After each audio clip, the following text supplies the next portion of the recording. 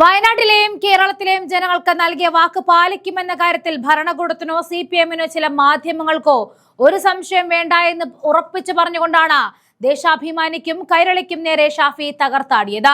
പദ്ധതിയുടെ തീയതികളിൽ ചില മാറ്റങ്ങൾ വന്നപ്പോൾ ഇത് നടക്കാൻ പോകുന്നില്ല എന്ന് കരുതി ആഹ്ലാദിച്ചവർക്കും എതിർ പ്രചാരണം നടത്തിയവർക്കും അദ്ദേഹം കണക്കിന് തന്നെ മറുപടി നൽകി.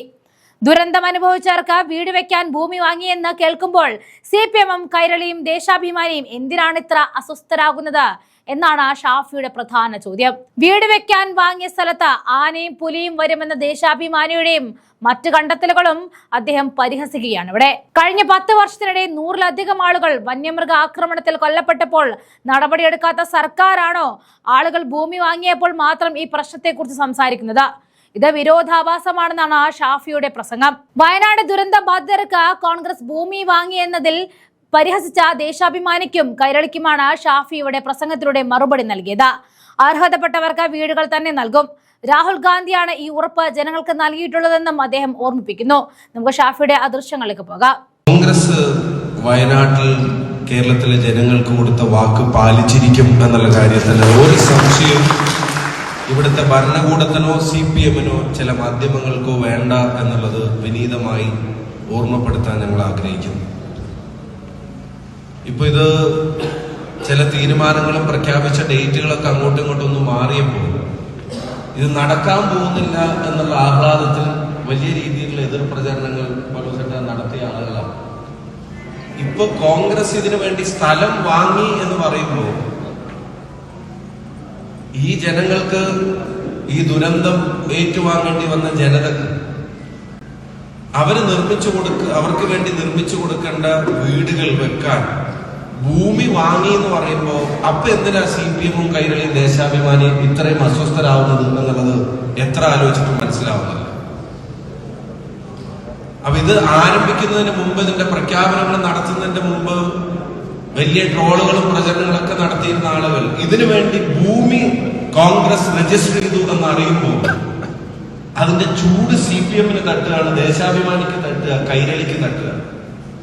അപ്പൊ പിന്നെ ആ സ്ഥലത്ത് ആന വരുന്നുണ്ടോ, പുലി വരുന്നുണ്ടോ, പൂച്ച വരുന്നുണ്ടോ എന്നൊക്കെ അന്വേഷിക്കുക. നിങ്ങൾ എന്താ വിചാരിച്ച് ഞങ്ങളിത് ചെയ്യില്ല, ഞങ്ങളിത് ചെയ്യാതിരിക്കുമ്പോ ഇപ്പോഴുള്ള ഈ ഭരണവിരുദ്ധ വികാരം വയനാടിന്റെ വീടിന്റെ പേരിൽ കോൺഗ്രസിനെതിരെ പറഞ്ഞിട്ട് തെരഞ്ഞെടുപ്പ് കാലത്ത് എന്തെങ്കിലും മറിച്ചൊരു വികാരം ഉണ്ടാക്കാമെന്നുള്ളതാണെങ്കിൽ കേരളത്തിലെ ജനങ്ങൾക്കും നിങ്ങൾക്കും ബോധ്യം വരുന്ന തരത്തിൽ തന്നെ അതിന്റെ നടപടികൾ ഞങ്ങൾ ആരംഭിച്ച് മുന്നോട്ട് പോയി 100 വീടും ഈ നാട്ടിലെ ജനങ്ങളുടെ മുമ്പിൽ യാഥാർത്ഥ്യമാക്കും. അർഹതപ്പെട്ടവർക്ക് അത് കൊടുക്കുകയും ചെയ്യുമെന്ന കാര്യത്തിന് സംശയമാണ്. പിന്നെ വയനാട് ഭൂമിയുമായി ബന്ധപ്പെട്ട പ്രയാസങ്ങൾ, അത് ഇപ്പോഴത്തെ ഭരണ നേതൃത്വത്തിന് വയനാട്ടിലെ ഭൂമിയിൽ വന്യമൃഗശല്യത്തിന്റെ പ്രയാസങ്ങൾ ഇവിടുത്തെ ഭരണ നേതൃത്വത്തിന് മനസ്സിലായത് കോൺഗ്രസ് വീട് വെക്കാൻ ഭൂമി വാങ്ങിയപ്പോഴാണ്. അല്ലാത്തപ്പോ ആനയുടെയും പുലിയുടെയും കടുവയുടെയും ശല്യത്തിന്റെ ബുദ്ധിമുട്ട് ഈ 10 വർഷക്കാലം മനസ്സിലാവാത്തവർ ഇപ്പോഴെങ്കിലും അത് മനസ്സിലാക്കി സംസാരിക്കുന്നതിൽ ഞങ്ങൾക്ക് സന്തോഷമുണ്ട്. ഇപ്പോഴാണ് അവർക്ക് മനസ്സിലായത് ചില ഭൂമിയിൽ കടുവ വരുന്നുണ്ട്, പുലി വരുന്നുണ്ട്, ആന വരുന്നുണ്ട് എന്നുള്ളത്. ഈ നാട്ടിലെ കടുവയുടെ ആക്രമണത്തിൽ, ആനയുടെ ആക്രമണത്തിൽ, വന്യജീവി ആക്രമണത്തിൽ ഈ കഴിഞ്ഞ 10 വർഷത്തിന്റെ ഇടയ്ക്ക് 1008 മനുഷ്യജീവൻ പൊലിഞ്ഞപ്പോ ഒരു നടപടിയും എടുക്കാതെ നോക്കുകുത്തിയായിട്ട് നിന്നൊരു പ്രസ്ഥാനവും അതിന്റെ ഭരണകൂടവും ഇപ്പൊ ജനങ്ങൾക്ക് കൊടുത്തൊരു വാക്ക് പാർട്ടി പാലിക്കാൻ ഇറങ്ങുമ്പോ അപ്പൊ അവർക്ക് വലിയ അസ്വസ്ഥതയാണ്. എന്ന് വെച്ചാൽ അവരാഗ്രഹിച്ചത് നമ്മളിത് ചെയ്യരുത് എന്നുള്ളതായിരുന്നു. പക്ഷെ നമ്മളത് ചെയ്യും എന്നുള്ള കാര്യത്തിന്റെ ദൃഢമായ ചുവടുകളാണ് നമ്മൾ മുന്നോട്ട് വെക്കുന്നത്. ഞങ്ങൾ ഈ യോഗം കഴിഞ്ഞാൽ പറ്റുകയാണെങ്കിൽ DCC പ്രസിഡന്റും MLA, APC ജനറൽ സെക്രട്ടറി, MLA-മാർ, നേതാക്കന്മാരെല്ലാവരും ഉണ്ട്. പറ്റുകയാണെങ്കിൽ ആ സ്ഥലം നമ്മളൊന്ന് പോയി കാണണം എന്ന് ആഗ്രഹിക്കുന്നുണ്ട്. ആ 100 വീട് ഇവിടെ വരും എന്നുള്ളതിന് ഏറ്റവും വലിയ ഉറപ്പ് അത് ഇവിടുത്തെ ജനങ്ങളോട് പറഞ്ഞിരിക്കുന്നത് രാഹുൽ ഗാന്ധിയാണ് എന്നുള്ളത് തന്നെയാണ് അതിന്റെ